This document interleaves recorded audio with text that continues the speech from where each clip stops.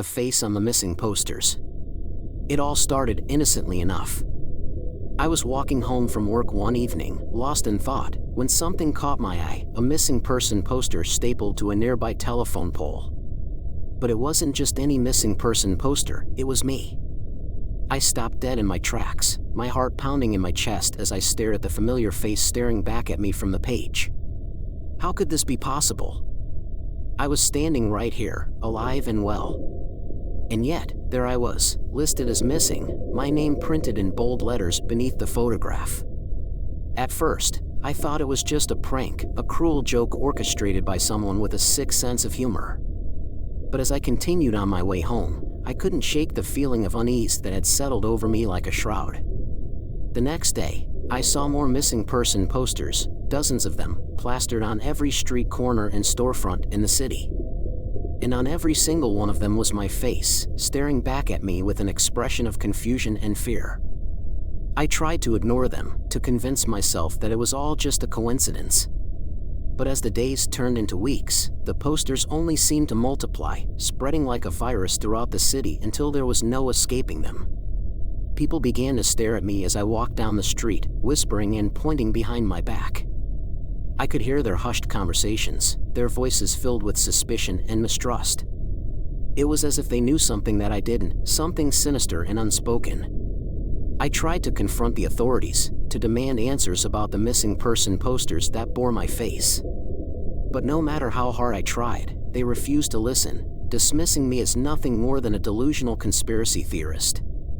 As the days stretched into weeks, the mystery of the missing posters only deepened, casting a shadow of fear and uncertainty over my every waking moment. I couldn't shake the feeling that something dark and sinister was lurking just beyond the edges of my reality, waiting to ensnare me in its web of deceit. Despite my best efforts to uncover the truth, the authorities remained stubbornly silent, refusing to acknowledge the mounting evidence that something was terribly wrong. It was as if they were all part of some elaborate conspiracy, intent on keeping me in the dark about the true nature of the missing posters that bore my face. But I refused to be silenced. Armed with nothing but my determination and a burning desire for answers, I delved deeper into the mystery, scouring the city for any clue that might shed light on the truth. And then, one fateful night, I stumbled upon a hidden alleyway tucked away in the heart of the city, a place where the shadows seemed to dance and writhe with a life of their own. It was there that I found the key to unlocking the secrets of the missing posters. As I approached the end of the alleyway, I saw it, a doorway shrouded in darkness, its surface etched with strange symbols and runes. With a trembling hand, I reached out and pushed open the door, stepping into the unknown with a sense of trepidation and dread. What I found on the other side defied all logic and reason, a twisted dimension where time and space seemed to bend and warp with every passing moment. It was a place of darkness and despair, a realm where the lost and the forgotten were condemned to wander for all eternity. And there, at the heart of it all, stood a shadowy figure. It grinned at me with a malevolent gleam in its eyes, its presence radiating an aura of pure malice and hatred. With a surge of adrenaline, I confronted the figure, demanding answers to the questions that had plagued me for so long. But instead of speaking, it merely laughed, a chilling sound that echoed through the darkness like a death knell. I knew then that I was in the presence of something far more sinister than I had ever imagined, something ancient and powerful, beyond the realm of human comprehension. And as the darkness closed in around me, I realized that I had stumbled upon a truth far more terrifying than anything I had ever dared to imagine. As I sit here, recounting my tale, I can feel the shadow closing in around me, icy fingers reaching out to claim me as its own. I don't know if I will ever escape the clutches of this twisted dimension, or if I will be condemned to wander its dark and desolate corridors for all eternity. But one thing is for certain, I will never be able to look at a picture of me ever again, haunted by the knowledge that the face staring back at me is not my own, but a twisted reflection of something far more sinister and unfathomable. Story 2. The Illusion of Existence. I never used to question my reality. Life was a monotonous cycle of work, sleep, and occasional glimpses of escape through my dreams. But lately, I've started to believe that something is terribly wrong, that I'm not real. It all started a few weeks ago when I woke up from a particularly vivid dream. In the dream, I was sitting at my computer, typing out a post for the Reddit True Scary Stories subreddit, something I do once a week as a way to escape the drudgery of my everyday life. But when I woke up, I realized that the post I had written in my dream was still there, waiting for me on my computer screen. It was as if the line between dream and reality had blurred, leaving me feeling disoriented and confused. As the days passed, the feeling of unreality only grew stronger. I began to notice strange inconsistencies in my surroundings, subtle changes in the layout of my apartment, unfamiliar faces in the crowd, and a sense of déjà vu that lingered in the back of my mind like a haunting melody. But the most unsettling discovery came when I stumbled upon an old newspaper clipping hidden away in the depths of my closet. It was an article about a tragic car accident that had occurred in my hometown when I was just 12 years old, an accident that had claimed the life of a young boy named Daniel, my childhood self.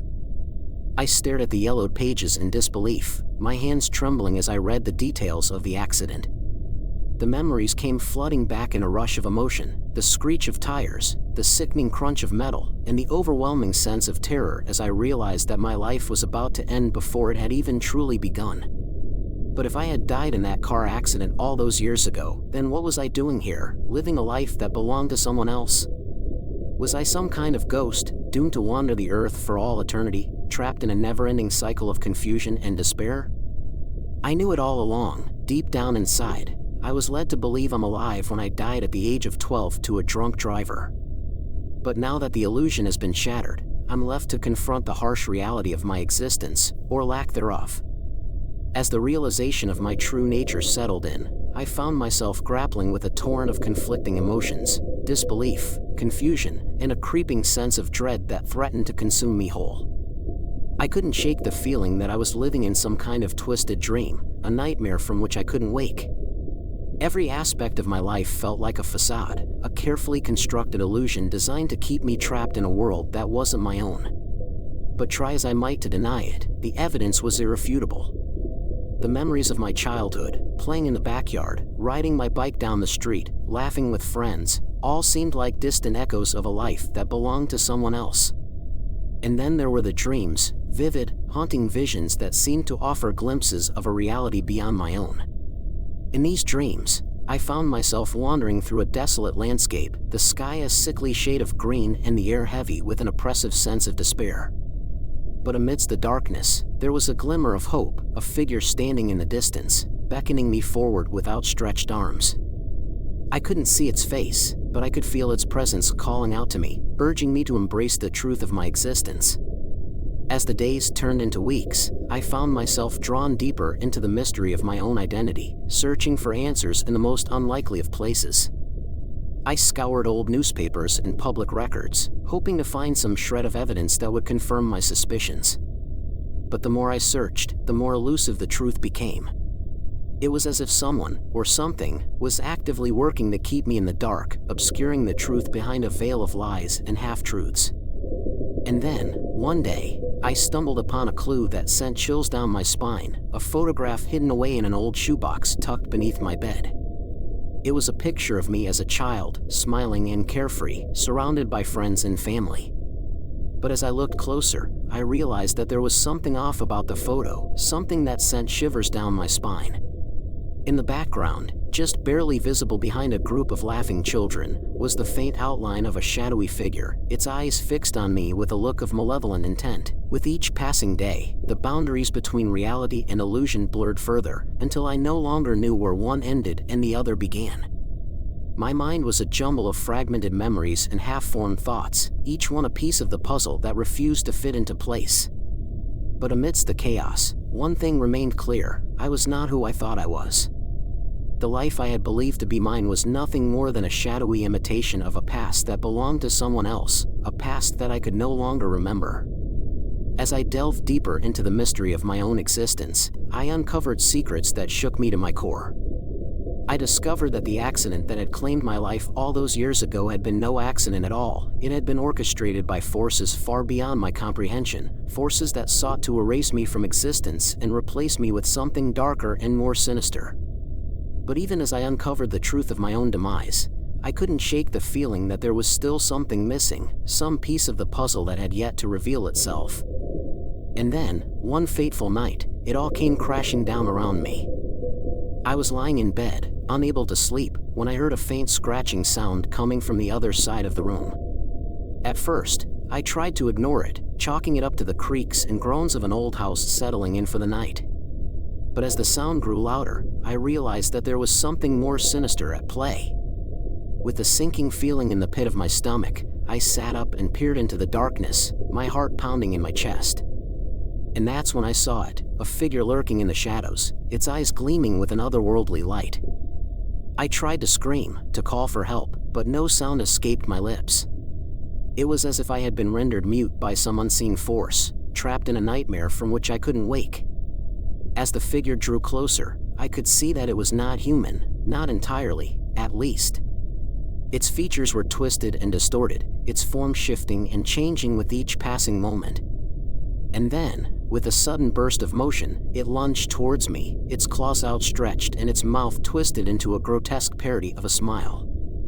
I closed my eyes and braced myself for the inevitable, but instead of pain, I felt something else, a warmth spreading through me, filling me with a sense of peace and contentment. And as the darkness closed in around me, I knew that I had finally found the truth of my existence. I was not real, but I was not alone.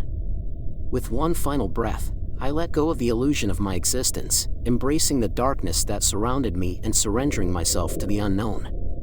And as the world faded away, I knew that I would never be forgotten, for even in death, I would live on, a whisper in the shadows, a memory in the darkness, a part of something far greater than myself.